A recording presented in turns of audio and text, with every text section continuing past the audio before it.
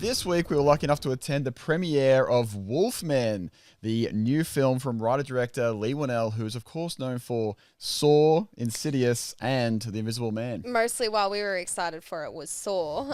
Being very big Saw fans, of course. If for you've watched our videos before, it's a very big deal to be able to see Leigh Whannell right in front of us and present his new film to us.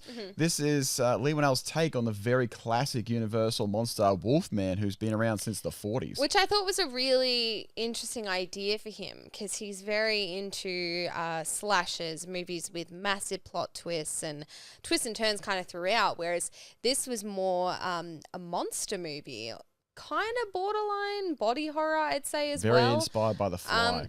Which was interesting. It just seemed like a very different direction for Leigh. It is, that's right. And I think on that note, it's not a typical slasher at all. No. So if you're thinking that this movie is basically just a big slasher horror flick, it's kind of really more like a family drama. Yeah, it's a character study, which Yes. they don't typically seem to go through throughout the trailer.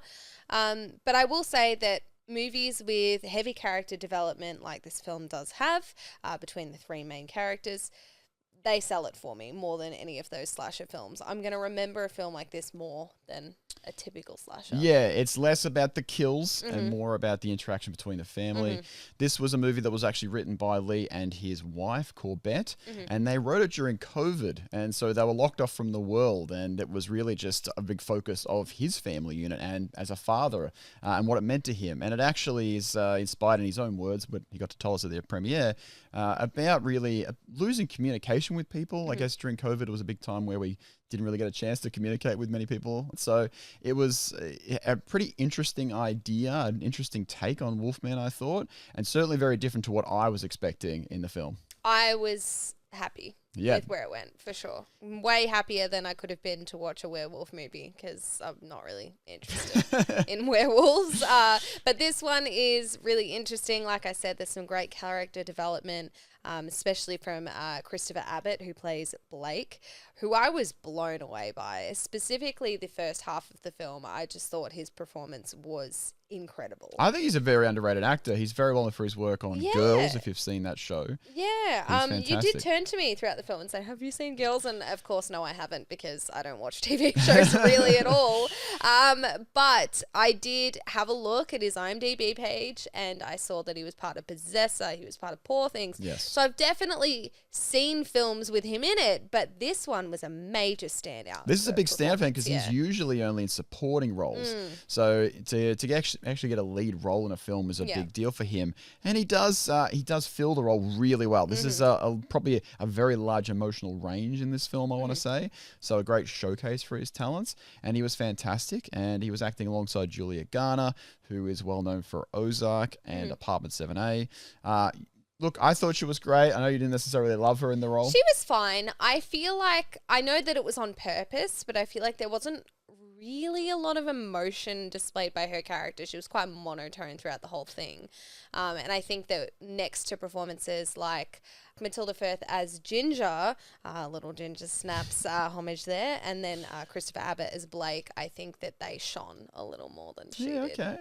Look, in terms of the cast, I think they all did a really great job personally, but it was very interesting to watch the film and knowing after Leigh came out and did his speech when he opened the film to let us know that it really was about his family unit, and really it was kind of like, this is a Leigh as a dad. This is him now making movies as a father and looking at his family. I definitely felt like this movie was quite different to his previous work. Oh, for sure. You know, there was a lot more of a family focus easily than anything else. In terms of direction, it felt very Leigh Whannell. But in terms of the overall story, being written by him and his wife, you can definitely see Corbett's touch on the story. Yes, it's true. Yeah, for sure. It is very.